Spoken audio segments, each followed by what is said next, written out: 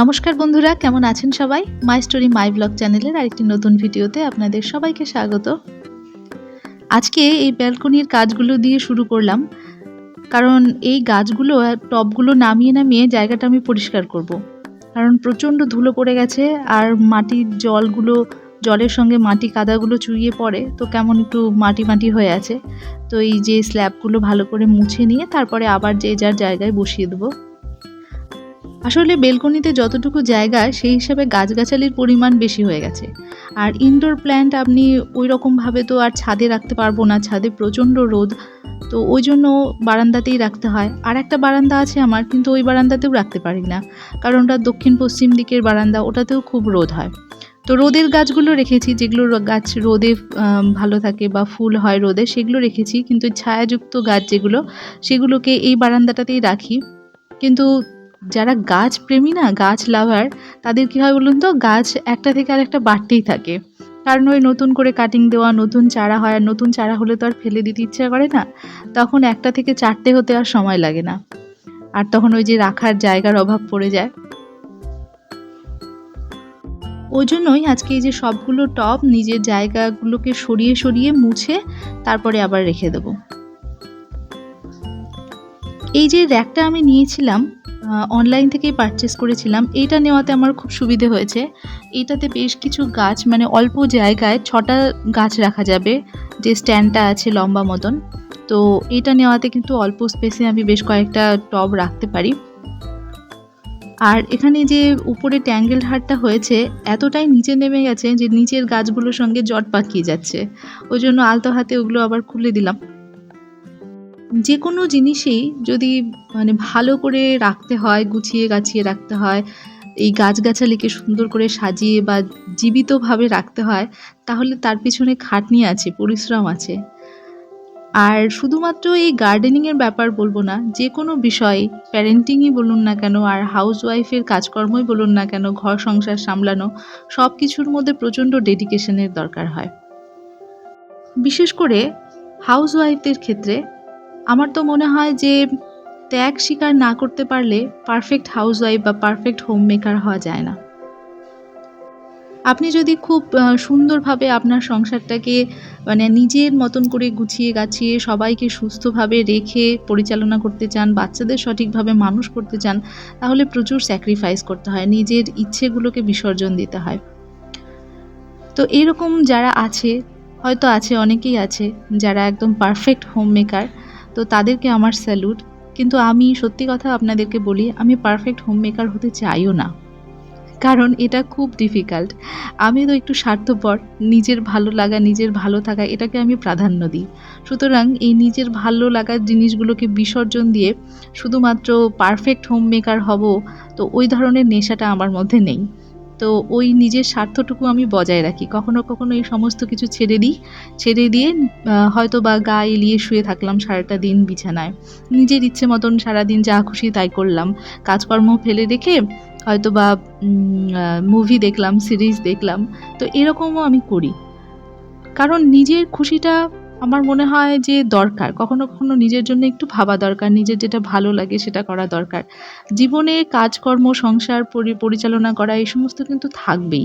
এগুলো কখনোই না, বৃদ্ধ বয়স পর্যন্ত এগুলো ছাড়ার উপায় নেই। এগুলো আপনাদের সঙ্গেই, আমাদের সঙ্গেই এসেছে এবং আমাদের সঙ্গেই চলে যাবে। কিন্তু এই করে করে নিজের যে ছোটোখাটো খুশিগুলো, সেগুলোকে যদি স্যাক্রিফাইস করে দিই, তাহলে একটা সময় মনে হবে যে কী করলাম। তো ওই জন্য আমি একটু মাঝে মাঝে স্বার্থপর হই। আবার যখন মনে হয় যে না, এখন আবার সংসারের স্বার্থের দিকে একটু মন দিতে হবে, তখন আবার কাজকর্মে লেগে যাই। আর এই যে জানলাটাও আজকে যেহেতু ব্যালকনির গাছগুলো ধরলাম আর নিচটা বারান্দাটাও পরিষ্কার করতে হচ্ছে, তো ভাবলাম যে জানলার ধুলোগুলো পরিষ্কার করে নিই। পারফেক্ট হোম মেকার হওয়ার ব্যাপারটা অনেকটা ওই যে ভালো মেয়ে হওয়ার মতন। মানে আগে একটা ব্যাপার কিন্তু খুব প্রাধান্য পেত, যে ভালো মেয়ে হয়ে থাকতে হবে, লক্ষ্মী মেয়ে হয়ে থাকতে হবে।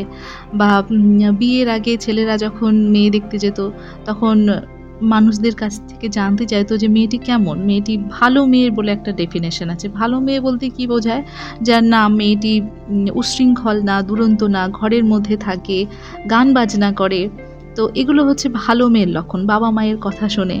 তো এটা ছিল ভালো মেয়ের লক্ষণ। কিন্তু বর্তমানে আমার মনে হয় না যে ভালো মেয়ে হয়ে থাকার খুব দরকার। আর ভালো মেয়ের যে ডেফিনিশনটা সেটার প্রতি আমার ঠিক বিশ্বাস নেই। ভালো মেয়ে মানেই না যে আপনাকে ঘরবন্দি হয়ে থাকতে হবে। হ্যাঁ, বাবা-মায়ের সম্মান করা এই জিনিসগুলো তো ভালোর মধ্যে অবশ্যই পড়ে। কিন্তু তার মানে এই না যে প্রতিবাদ করা যাবে না বা নিজের ইচ্ছে মতন স্বাধীনভাবে আপনি রাস্তাঘাটে চলাফেরা করতে পারবেন না। মাথা নিচু করে হাঁটতে হবে। আগে দেখবেন অনেক সময় আমাদেরকে বলা হতো যে এদিক ওদিক তাকাবে না। একদম সোজাভাবে মাথা নিচু করে হেঁটে যাবে। তো কেন মাথা নিচু করে হাঁটতে হবে? আমি তো বলব যে সামনের দিকে চোখ মেলে মানুষের চোখে চোখ রেখে কথা বলা দরকার বর্তমান যুগে। মেয়েদেরকে আরো বোল্ড হতে হবে। এখন যে যুগটা এসছে তাতে তো পিছিয়ে থাকলে হবে না। মেয়েদেরকে সবসময় সাহসের সঙ্গে কাজ করতে হবে। তো ছোট থেকেই এই জিনিসটা আমাদের শেখানো দরকার যে এখন আর ওই শান্ত বা ভালো হয়ে থাকার ব্যাপার নেই। ভালোর ডেফিনিশনটা চেঞ্জ করতে হবে। এমন না যে ভালোর উল্টো বিপরীত যেটা খারাপ, তো খারাপের কথা আমি বলছি না। কিন্তু ভালো বলতে বা পারফেক্ট বলতে যে ডেফিনিশন গুলো বোঝায়, পারফেক্ট হোমমেকারের যে ডেফিনিশন গুলো বোঝায়, তো তার মধ্যে নিজেকে আবদ্ধ রাখার কোনো প্রয়োজন আছে বলে আমি মনে করি না। অ্যাকচুয়ালি পারফেক্ট হওয়ার কোনো দরকারই নেই। আমরা কেউই পারফেক্ট না। নিজেদের কাজ নিজেদের ইচ্ছে অনুযায়ী, ভালো লাগা অনুযায়ী করব, এটুকুই যথেষ্ট। আর ওইদিকে বাগানের কাজ সেরে আমি আবার চলে এসেছি রান্নাঘরে। অল্প সময়ের মধ্যে দেখিয়ে দিলাম যে চিমনিটা পরিষ্কার করেছি আজকে। আর এই যে রান্নাঘরের স্ল্যাবটা, গ্যাস ওভেন এই জায়গাগুলোও আজকে পরিষ্কার করে নিচ্ছি।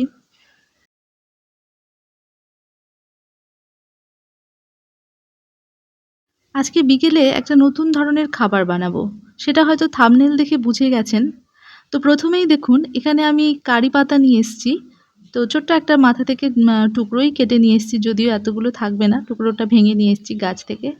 তো ওটা ধুয়ে নিলাম আর এখানে কিছু চিনে বাদাম রয়েছে। এটা আমি ড্রাই রোস্ট করে নেব কড়াইতে। আসলে এটা সাম্বার বলবো না, ওই এক চাটনি, এক ধরনের বাদামের চাটনি করব। কারণ আজকে হচ্ছে আমি ধোসা বানাবো। তবে আমি এর আগে কখনো ধোসা বানাইনি। তো এটা আমার ফার্স্ট টাইম। তো দেখা যাক কেমন হয়।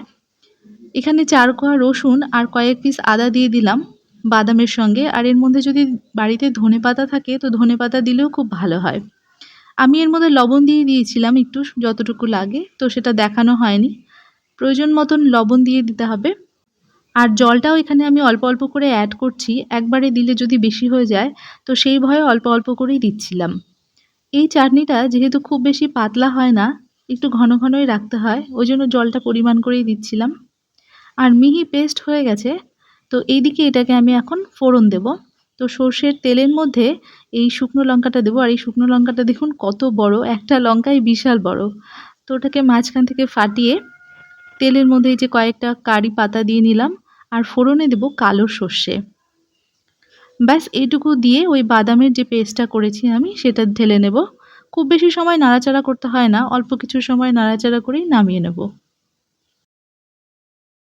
আর নামানোর শেষে অল্প কয়েক ফোঁটা লেবুর রস দিয়ে দিলে ফ্লেভারটা কিন্তু বেশ ভালো আসে। তো লেবুটা দিয়ে আমি এখানে রসটা একটু মিশিয়ে নিলাম। এটা একপাশে থাক। তো এখন আমি যেটা করব, ধোসার সঙ্গে যে আলুর গ্রেভিটা থাকে তো সেটা করে নিই। আমি আলু সেদ্ধ করে নিয়েছি। এখন শুধু তড়কা লাগানোর পালা। তো আবারও ফোড়নের মধ্যে কারি পাতা, পাঁচফোড়ন আর জিরে দিয়ে এর মধ্যে টমেটো, পেঁয়াজ আর কাঁচা লঙ্কা ঝুরি ঝুরি করে কেটে নিয়েছি। এগুলো একটু সময় ভালো করে ভেজে নেব। খুব বেশি কড়া ভাজার দরকার নেই। একটু হিং দিয়ে দিলে ফ্লেভারটা বেশ ভালো আসে, গন্ধটা বেশ ভালো হয়। তো অল্প পরিমাণে আমি হিং দিয়ে নিয়েছি। আর এখানে যে সেদ্ধ করে আলুগুলো আমি স্ম্যাশ করে রেখেছিলাম তো এগুলোও দিয়ে দেব। আদাটা দিতে ভুলে গেছিলাম, তাই সাইড করে আবার আদাটা যেটা থেতলে রেখেছিলাম তো সেটা দিয়ে দিলাম। এবার বেশ কিছু সময় ভালো করে কষিয়ে নেব। তারপরে অল্প পরিমাণ জল দিয়ে একটু সময় জল দিয়ে বেশ মাখা মাখা করে নেব। তাহলে সবগুলো বেশ অ্যাডজাস্ট হয়ে যাবে মশলার সঙ্গে। এখানে আপনারা প্রয়োজন মতন একটু হলুদ দিতে পারেন বা হলুদ অনেকে যারা পছন্দ করে না, হলুদ না নিলেও কোনো ব্যাপার নেই। ওখানে আমি চাটনি আর আলুর গ্রেভিটা নামিয়ে নিয়েছি। আর এখানে নিয়ে নিয়েছি দোসার একটা পাউডার প্যাকেট যেটা আমি কিনে এনেছিলাম। তো এখানে লেখা আছে যে ৮টা দোসা এর মধ্যে বানানো যাবে এর পরিমাণে আছে। তো এখানে পুরোটা যদি দিতে যেতে হয় তাহলে ২.৫ কাপ জল দিতে বলেছে।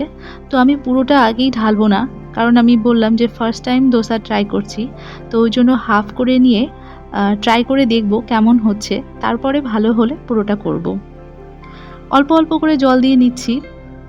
কাপ মেপে মেজারমেন্ট করলাম না, কারণ একদম যদি পাতলা হয়ে যায় তখন আবার কিন্তু সমস্যা হয়ে যাবে।